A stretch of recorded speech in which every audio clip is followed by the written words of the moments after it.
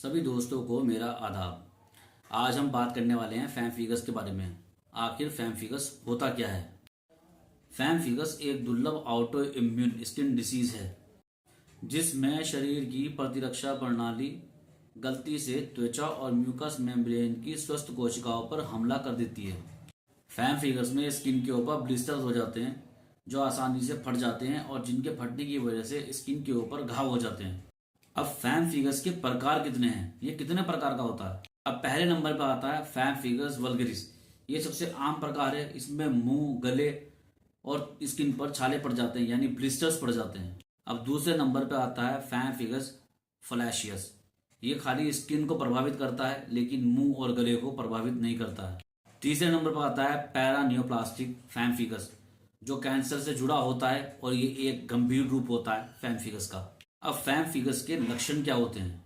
पहला लक्षण होता है स्किन और मुंह के अंदर ब्लिस्टर्स का हो जाना।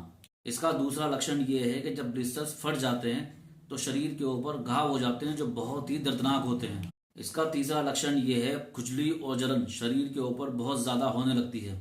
चौथा लक्षण इसका ये है कि इसमें बहुत ज्यादा कमजोरी और थकान महसूस होने लगती है। इलाज क्या है? सबसे पहले नंबर पर आता है कॉर्टिकोस्टेरॉइड जो सूजन को कम करता है, जलन को कम करता है और खुजली को कम करता है। लेकिन अगर कॉर्टिकोस्टेरॉइड का लंबे समय तक इस्तेमाल करा जाए तो उससे हड्डियों की परेशानी हो सकती है, डायबिटीज हो सकती है, यहाँ तक कि वजन भी इसमें बढ़ जाता है। तो इसका इस्तेमाल डॉक्टर की निगरानी में करें और लंबे समय तक ना किया जाए तो बेहतर है। दूसरे नंबर पर आता है इम्यूनो सुप्रेसेंट्स। ये शरीर की प्रतिरक्षा प्रणाली को कमजोर कर देती है ताकि वो स्किन के सेल्स पर हमला ना करे। लेकिन इम्यूनो सुप्रेसेंट्स का सबसे बड़ा खतरा लीवर और किडनी को होता है। अगर ज्यादा लंबे समय तक इसका इस्तेमाल किया जाए तो किडनी और लीवर दोनों डैमेज हो सकते हैं। तीसरे नंबर पर आता है बायोलॉजिकल थेरेपी। बायोलॉजिकल थेरेपी में एक मेडिसिन होती है राइटोक्सेन। इस दवाई का इस्तेमाल इसलिए करा जाता है क्योंकि ये शरीर के स्किन के बी सेल्स को नष्ट करके फैम्फिगस को नियंत्रित करने के लिए मदद करती है।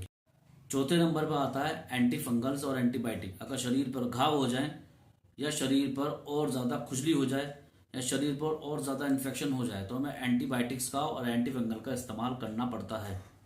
अगर फैम्फिगस पर यह इलाज काम ना करे तो फिर हम अन्य ट्रीटमेंट भी दे सकते हैं। यानी एक ट्रीटमेंट होता है इसमें IVIG थेरेपी जो ऐसे मरीजों को दिया जाता है जिन पर दवाइयाँ रेसिस्ट करने लगती हैं यानी उन पर दवाइयाँ काम नहीं करती हैं।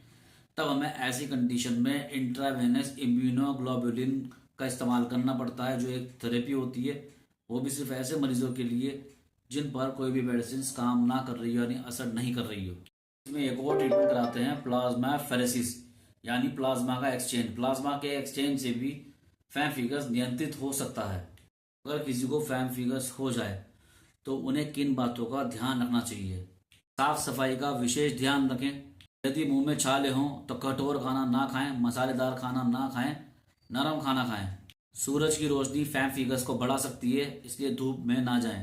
स्ट्रेस से रोग बढ़ता है तो मेडिटेशन करें और योगा करें ताकि आपको स्ट्रेस ना हो।